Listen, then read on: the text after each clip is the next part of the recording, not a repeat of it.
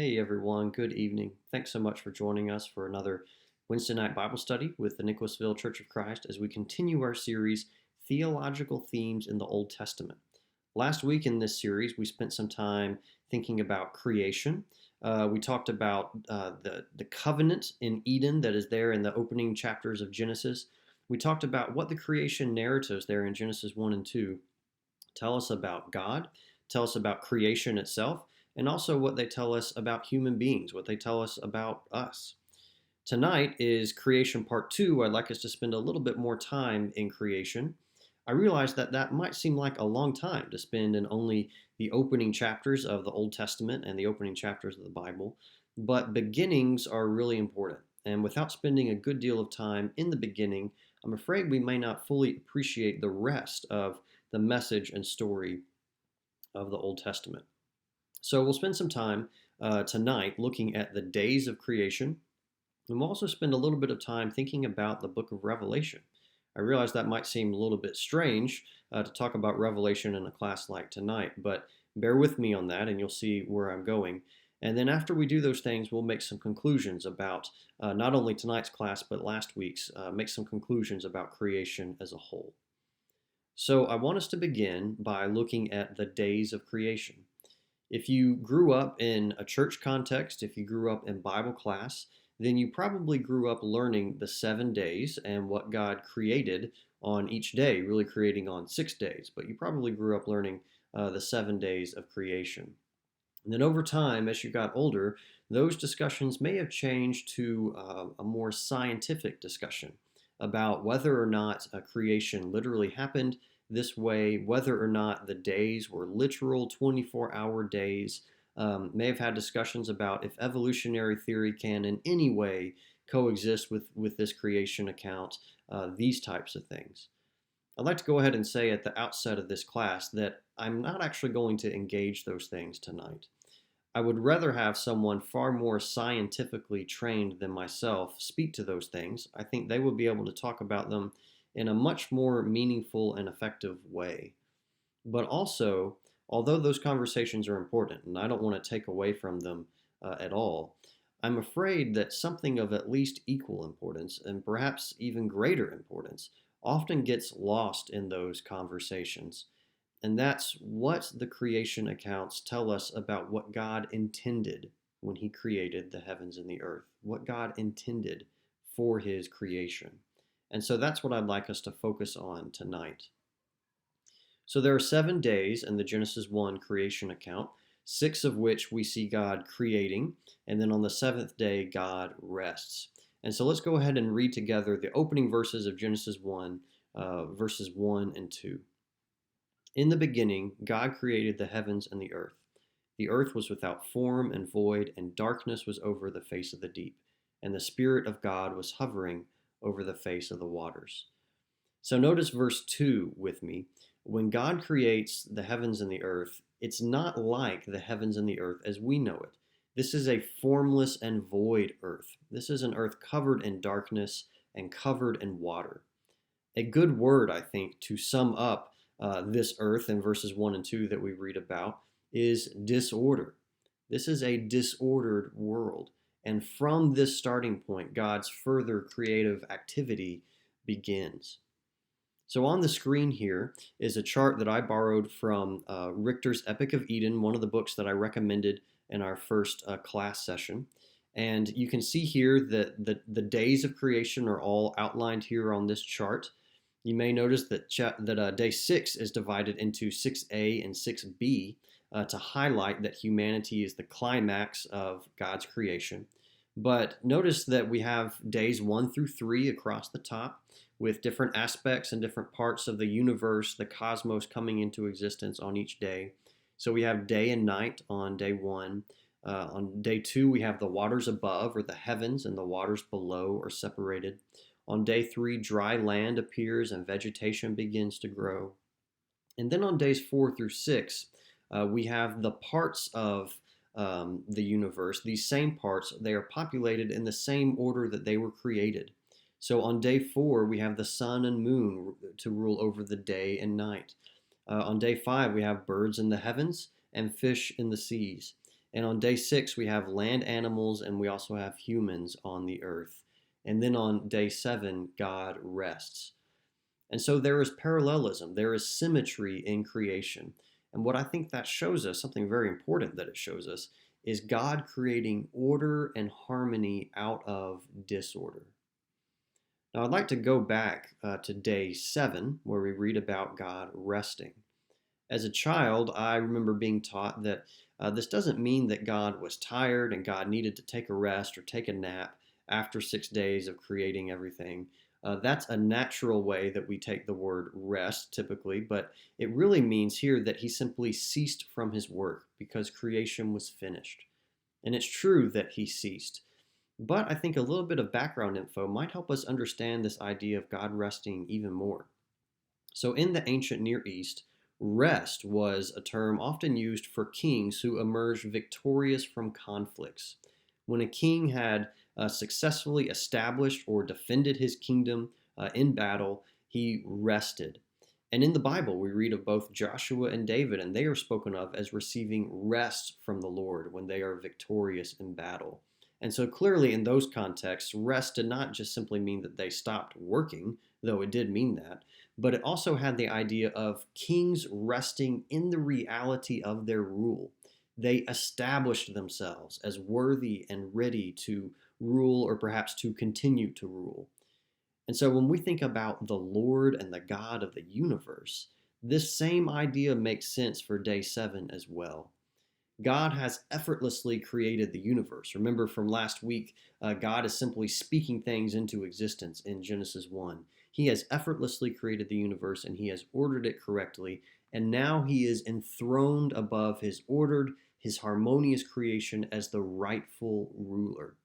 And within this creation, within this very good creation, chapter 1, verse 31 tells us, within this, humans are created in his image. They are given authority from God to rule and cultivate the earth, and they are told to multiply and fill the earth. And those are all things that we looked at last week.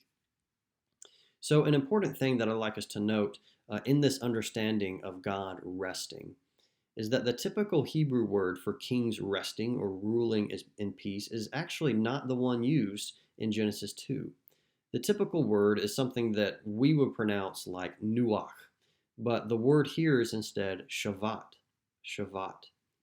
Now, some of you may hear a similarity between the word shavat and the word Sabbath, which is the day of rest. It is the seventh day. And that similarity is there because these two words are closely related. The Sabbath is an important law in the law of Moses, and we find its original basis here in the creation account. So this is Exodus chapter 20, verses 8 through 11. It says, "Remember the Sabbath day to keep it holy. 6 days you shall labor and do all your work, but the seventh day is a Sabbath to the Lord your God. On it you shall not do any work, you or your son or your daughter, your male servant or your female servant, or your livestock, or the sojourner who is within your gates. For in 6 days the Lord made heaven and earth, the sea, and all that is in them, and rested on the seventh day. Therefore the Lord blessed the Sabbath day and made it holy." So, something that one of the authors that I recommended, Richter, pointed out is how easy it is for us to overlook the significance of this day for the Israelites in this moment in Exodus 20 when they're being given this command.